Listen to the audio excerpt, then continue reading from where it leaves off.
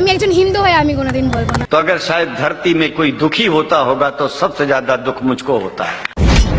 ला इलाहा इल्लल्लाह मोहम्मद रसूल अल्लाह। कि अगर इस्लाम को पूरी दुनिया अगर स्वीकार कर ले तो इसमें कोई बुराई नहीं है। इस्लाम परमात्मा के द्वारा बताया गया सिद्धांत है। इस्लाम किसी व्यक्ति का अपना नियम नहीं है। अगर भारत का मुसलमान सो गया तो भारत सो जाएगा। इसलिए भारत को जगाना है तो मुसलमानों को जागते रहना पड़ेगा। भगवान की जब कृपा होती है तो कभी धर्म की सच्चाई को जानने का अवसर मिलता है। मुसलमानों के बीच में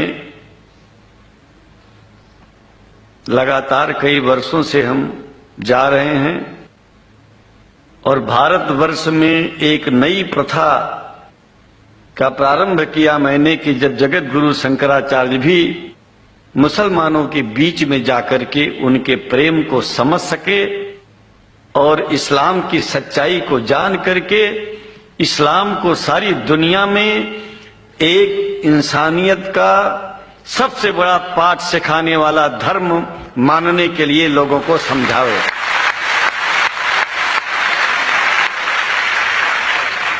जब लोग इस्लाम को बेदर्द, मुसलमान को बेदर्द, तलवार के जोर पर चलने वाला धर्म बताते हैं तो अगर शायद धरती में कोई दुखी होता होगा तो सबसे ज्यादा दुख मुझको होता है।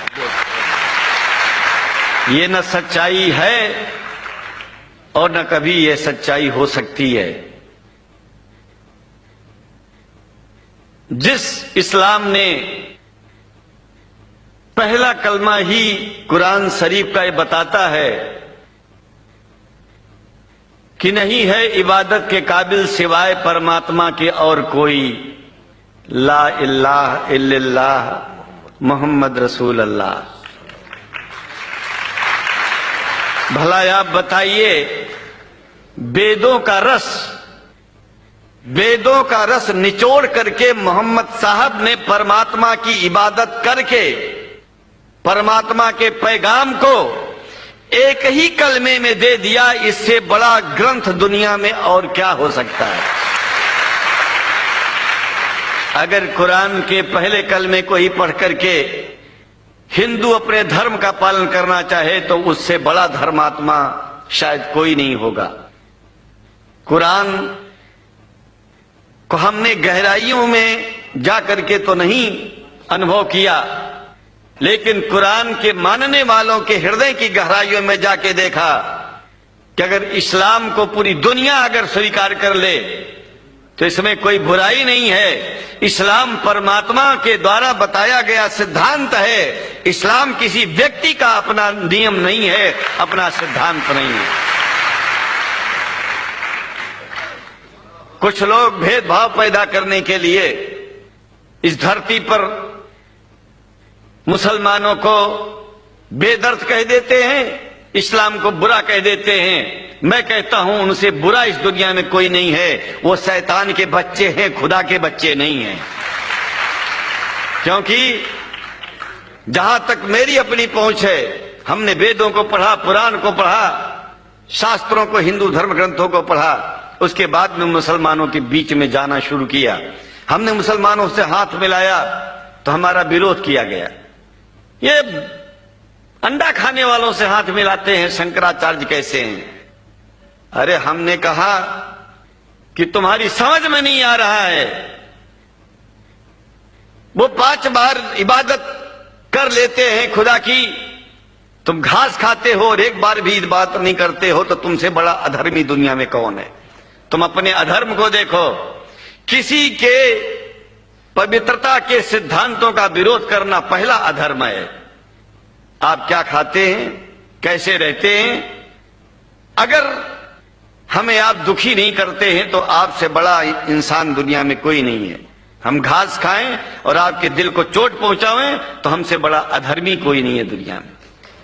कहने का तात्पर्य सिर्फ एक है कि मैंने ये अनुभव किया है कि ये मैं एक बात जो मैंने देखा है आप लोगों से जो प्रेम मुझे मिलता है, लोग पूछते हैं कि आप मुसलमानों में क्यों जाते हो, आप तो शंकराचार्य हो। हमने कहा कि भाई मुसलमानों से पूछो कि हमसे इतना प्रेम क्यों करते हैं, वो हमसे जो प्रेम करेगा हम तो जाएंगे। कहा फिर क्या हम प्रेम नहीं करते क्या? हमने कहा कि हम तो तुम्हारे बीच में पैदा हुए और तुम मुसलमानों से प्रेम नहीं करते, इसलिए हम तुमसे प्रेम नहीं करते। मैं आप लोगों के बीच में आकर के एक बात बताता हूं। कुछ समय से हिंदू धर्म के नाम पर कुछ संस्थाएं हिंदू मुसलमानों में भेद पैदा करने के लिए कुछ ऐसा कार्य किया जिसकी वजह से आम हिंदू, सीधा साधा हिंदू बेचारा जान ही नहीं पाता है इस्लाम क्या है और सनातन धर्म क्या है। सनातन धर्म और इस्लाम में कोई भेद नहीं है और हिंदू धर्म तो कोई धर्म ही नहीं है। सनातन धर्म धर्म है और शायद जो संस्कृत का सनातन शब्द है, अगर किसी भाषा में उसको इस्लाम कहा जाए तो कोई बुरी बात नहीं है। इस्लाम और सनातन में कोई भेद नहीं है, क्योंकि परमात्मा एक है, परमात्मा सबका है। ये संदेश ऋषियों मुनियों ने दिया और यही संदेश परमात्मा का भेजा हुआ संदेश स्वयं हमारे मोहम्मद साहब ने इस पैगाम को हमको दिया। तो हम भेदभाव क्यों करें? यहां पर भारत का मुसलमान, एक बात बिल्कुल मैं स्पष्ट बता रहा हूं आपसे, अगर भारत का मुसलमान सो गया तो भारत सो जाएगा। इसलिए भारत को जगाना है तो मुसलमानों को जागते रहना पड़ेगा। भारत जाग जाएगा, पूरी दुनिया जाग जाएगी। यह भी मैं जानता हूं कि भारत के सच्चे हिंदुओं को, जो सच्चे सनातन धर्मी हैं, उनको मुसलमानों से प्रेम चाहिए, उनको मुसलमानों से भेद नहीं चाहिए। अगर कोई अच्छा हिंदू है, सच्चा हिंदू अपने को कहता है, तो पहले तो सनातन धर्म को मानता हो। अगर हिंदू की परिभाषा सनातन धर्म से हट करके कोई परिभाषा है तो ऐसे हिंदू धर्म को मैं तिलांजलि देता हूं। हिंदू धर्म कुछ नहीं है। फिर हिंदू धर्म वही है जो वेद को माने, पुराण को माने और सनातन को माने। सनातन धर्म धर्म है और उस धर्म को न मान के अपनी एक नई व्यवस्था चलाना शुरू कर दे, इसका मतलब यह है, और नाम भगवान का ले। एक बात और बता देता हूं, भगवान कोई आदमी की तरह नहीं है कि रोज रोज नियम बदलेगा। रोज रोज नियम बदलना आदमियों का काम है। हमारे पूर्व प्रधानमंत्री साहब, मुझे दुख होता है कभी कभी, जबकि लोग ये न समझ बैठे कि मैं उनका विरोधी हूं। विरोधी नहीं हूं, लेकिन उनको खुद सनातन धर्म की परिभाषा नहीं आती है। विदेश में जाकर के हिंदू धर्म की गलत परिभाषा कर दी है और हमको सबको ये दुख हुआ कि किस स्कूल में जाके पढ़े हैं। ये धर्म के बारे में बिना पढ़े हुए धर्म के बारे में बोलना गलत है। पहले धर्म को जान लेना चाहिए, फिर धर्म के बारे में बोलोगे तो प्रेम फैलेगा, शांति फैलेगी, इंसानियत सारे चारों तरफ, चारों दिशाओं में इंसानियत का प्रकाश होगा।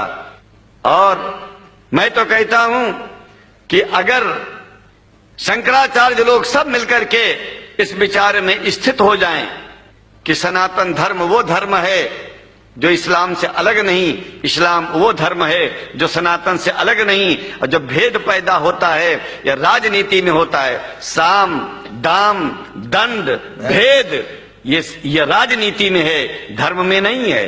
धर्म में है एको ब्रह्म द्वितीयो नास्ति, एकमेव द्वितीयम ब्रह्म ला इलाहा इल्लल्लाह। ये धर्म कहता है, ये धर्म की बात है।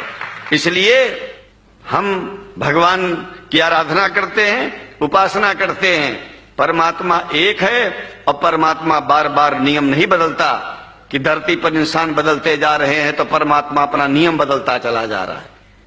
ये एक बात याद रखिएगा, जब से शुरुआत हुई होगी और जब तक ये दुनिया रहेगी, ईश्वर का सिद्धांत एक था, एक है, एक ही रहेगा। मानने वाले आपस में भेद पैदा करें तो इसमें उसका कोई दोष नहीं है। दोष तो उन लोगों का है जो लोग भेद पैदा करके प्रतिष्ठा पा चाहते हैं। खास करके इतना जान लीजिए, धर्म भेद को मिटाता है और राजनीति भेद को बढ़ाती है। राजनीति का स्तर केवल राष्ट्र की व्यवस्था तक है और धर्म पूरे विश्व के लिए है। राजनीति से केवल आप देश का हित कर सकते हैं, लेकिन अगर विश्व का हित करना चाहते हैं तो धर्म की आवश्यकता है, और वो धर्म कुरान में स्पष्ट रूप से अच्छी तरह से समझाया गया है, बताया गया है। हमें हिंदी की कुरान भी प्राप्त है, उपलब्ध है, आज अंग्रेजी की भी मिल गई है। और हम तो चाहते हैं हाँ, कुरान शरीफ सारी दुनिया में अगर इस ग्रंथ को पहुंचाया जाए, और पहुंचाना चाहिए। मैं तो मुसलमानों से एक जरूर बात कहूंगा कि आप लोग एक चीज का ध्यान दें, आपके पड़ोस में जिस भी भाषा को जानने वाला व्यक्ति रहता हो, जिस भी भाषा को, कोशिश कीजिए कि आप इस कुरान जैसे पवित्र ग्रंथ को उसको उसकी भाषा में पहुंचाइए। और मेरी समझ में सारी दुनिया में एक कुरान पहुंचेगा तो सारी दुनिया में शांति होगी, सारी दुनिया में अमन होगा, और सारी दुनिया में ऐसे ही इतने प्रेमियों के बीच में शंकराचार्य को पहुंचने में और बोलने में कोई दिक्कत नहीं होगी, संकोच नहीं होगा। आप लोग भी निडर हो जाइए, आप लोग भी संकोच छोड़िए। हम जानते हैं कभी कभी संकोच में, कभी कभी इस देश के कुछ जो फिरका परस्त लोग हैं उनकी उल्टी सीधी योजनाओं में हम लोग एक दूसरे से मिल नहीं पाते। हम हाथ पसारे हुए आपके सामने खड़े हैं, आए हैं, हम आपको गले से लगा रहे हैं, लगाते हैं, दिल भी मिलाएंगे, गला भी मिलाएंगे, और जरूरत पड़ गई तो आप लोगों के लिए दिल कटाने की और सिर कटाने की जरूरत पड़ जाए तो इस्लाम के लिए शंकराचार्य आपका साथ देगा। क्योंकि शंकराचार्य जानते हैं इस्लाम धोखा नहीं है, शंकराचार्य जानते हैं इस्लाम बर्बादी का रास्ता नहीं है। शंकराचार्य को पता है कि जो वेद में लिखा है वही कुरान में लिखा है, इसलिए हमारा धर्म नहीं छूटेगा, हमारा धर्म और आगे बढ़ेगा। अगर हम मुसलमानों को अपना सगा मानते हैं तो मुसलमान परमात्मा का बनाया है, आदमी का नहीं। हिंदू जो अपने को कहते हैं वो भी जान लें कि वो परमात्मा के बनाए हैं, तो मुसलमानों से भेदभाव करना बंद कर दें और हमारी तरह सबसे प्रेम करें। डॉक्टर लखनऊ साहब, देखिए मैं अपरिचित था, जानता नहीं था, और मैं बड़ा प्रसन्न हूं कि वो समय निकाले और यहाँ आए। उनको तो मैं धन्यवाद क्या दूं, मैं तो ये चाहूंगा कि परमात्मा उनको शक्ति दे कि हम लोगों को सबको ऐसे ही सुंदर दिव्य बड़ी सभाओं में संबोधित करते हुए और हम लोगों के ऊपर वो स्वयं कृपा बनाए रखें और हम उनके साथ रहेंगे, जहां भी जरूरत होगी सदा जीवन में उनका साथ देते रहेंगे। इन्हीं शब्दों के साथ जीवन में अब जब भी याद करेंगे, जब तक मेरा शरीर है, हम आपकी सभाओं में आते रहेंगे। ओम शांति शांति शांति।